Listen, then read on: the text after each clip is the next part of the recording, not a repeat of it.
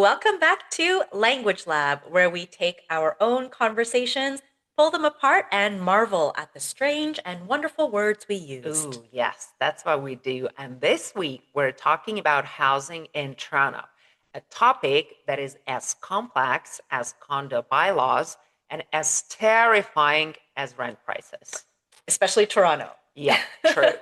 And so this week we sat down with Val to chat about high rises, tenants, and everything in between. And today we're unpacking the language behind it all, from bylaws to bankruptcy. Ooh, fun times. Sometimes. And the first word that we wanted to talk about is the word inherit. And to inherit means to receive something, often money, property, or even your grandma's cat, after someone passes away. And in Toronto, most people's only hope of buying property is to inherit it. Unfortunately. Yeah. Mm-hmm, mm-hmm. Okay, next up, we have the word condominium, and we actually shorten this word and we say condo for short. And basically, a condo is a type of apartment building. And it's a type of apartment building where you can own or rent uh, your own individual unit, which is like the apartment place that you have, and you share things within the whole building, Mm-hmm. like elevators, gyms, lobby space, that type of thing.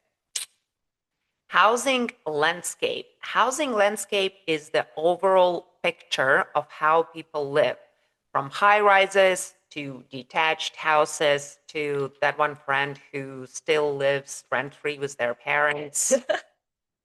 We all have that friend, I Yeah. think. Yeah. High rise. And a high rise is basically a tall building, a high building with many, many floors. Just think like elevators, balconies, rooftop barbecue for residents, like 50 floors up. Yeah. Detached house. A detached house is a standalone home, not physically touching any other buildings. Basically, the unicorn of Toronto housing. Very hard to find these Yep. days. Yeah. And a bylaw. A bylaw is a local rule or a regulation. So, for example, in your condo apartment complex, you can have bylaws like no noise after 11 a.m. or no storing kayaks or animals in the lobby. Yeah, don't do Don't that. do that. No, not nice. The next word is a very nice one. It's the word prevalent. And if something is prevalent, it is common or widespread. For example, high rent in Toronto is prevalent. So is complaining about Oh yeah, it. it's a We common all do that. common topic of Common conversation. topic. Yeah. Mm-hmm. All right, next we have amenities. And amenities are just like all of those fun little extra things in your condo or your building. So, a pool is an amenity, your gym, sauna, if you have it. Mm-hmm. Some amenities these days in Toronto are amazing. Like you have movie theaters, Yeah. Party bowling alleys, rooms. party Mm-hmm. rooms. Yeah. The next word, ooh, adversarial. And if something is adversarial, it means that people or sides are in opposition, like landlords and tenants during rent Ooh, negotiations. yes. Very adversarial. And a maintenance fee is the monthly, usually it's a monthly charge that condo owners pay, or they have to pay to keep those amenities clean and shiny. All of those fees, the money that you pay goes into the maintenance of the condo. Yeah. Mm-hmm. Spoiler alert, it never goes down. Yep. Always goes Nope. up. Depleted. If something is depleted, it is empty or used up, like your bank account after paying rent. Depleted. Oh yeah. All right, pros and cons. This is a really common thing that we say when we're talking about the good sides and the bad sides of something. Pro means good, which is something we like. Con is something that's like a negative, maybe something that's not so great. So, for example, if you're thinking about moving to Toronto, you can say, okay, pro, um, beautiful city. Con, can't afford it. It's all about these guys in this episode. It's all Yes, about the we money. can't afford it. Yeah, rent. The next word is obligation. And obligation is something that you have to do, like paying your rent or doing your taxes. It is your obligation. Those are your obligations. Mm-hmm. Yes. Whereas, whereas is basically it's a synonym and it's another way of saying but or on the other hand. So it's usually found in like official documents. It's a little more formal way Mm-hmm. of saying like on the other hand. It's a good word to kind of insert into conversation or something like that here and there. Mm-hmm. Landlord. And landlord is the person who owns the place that you rent. It's like your part time boss, or maybe therapist sometimes, or maybe an enemy. I don't know. I hope Depends not, guys. I hope Depends not. on your landlord. You got Yeah. to be lucky with your landlords. Mm-hmm. And so, on the other side of that, if you are renting an apartment from a landlord, you are a tenant. And a tenant is basically the person renting the property. So, you are the person that's taking care of the apartment, living in the apartment, and paying the monthly Mm-hmm. rent. Another great verb that we have on our list is the verb to skyrocket. And to skyrocket means to increase super quickly. Again, like the housing prices, like rent, or your stress levels trying to keep up with everything. Yeah, yeah. I think Mm-hmm. this is a recurring Yep. theme this week. Oversee means to supervise or to manage. Similar to like Val's job, one of the things that he said is he oversees a lot of things. You can oversee, like for example, condo directors, they oversee like maintenance, they oversee budgets, they oversee the parking drama and the fires and the floods and all of that stuff. The next word, very important one, is the word compliance. If you guys work in a corporate world, you definitely have heard this word, very often used. Yeah. And compliance basically means following the rules. Yep. 9 to 5. Again, very simple idea, but just in case people may not know what this means, 9 to 5 is the traditional workday. 9 a.m., you start work, 5 p.m., you finish work. Um, Not to be confused with the famous Dolly Parton song, although equally stressful. Yeah. So true. First responder. First responder is someone who is trained to respond to emergencies, like firefighters, paramedics, police officers, true heroes with real jobs, not like us, Podcasters, podcasters. Yeah. we're definitely not even a second responder or No, third responder. although we can be the first responders in the language emergencies. Language emergencies, Yep. yes, You can call us. we are the first responders for that. Okay, next we have the word multifaceted. Multifaceted or multifaceted pronunciation here is can be both. It means having many sides or many aspects or many like uh, areas, I guess, like the Toronto housing crisis again. Yeah, Uh, again. Economic, political, emotional, dramatic, very multifaceted. Mm-hmm. The next word on the list is the word premises. And premises is basically the territory of something, of a building or of a property. You can see it in legal documents or even on some notices or boards that says like no smoking on the premises. Yep. Or no parking on the premises. Yeah. So it means premises is the territory of something. Yeah. To factor in, basically means to include or consider something when you are planning something or you're calculating something, right? So, for example, when you are thinking about living in Toronto, you don't just factor in the rent. You have to think of the cost of, I don't know, parking if you have a car, car costs, amenity like utility fees, taxes, etc., etc., etc. Good. The next word, not a very pleasant one, the word constraint.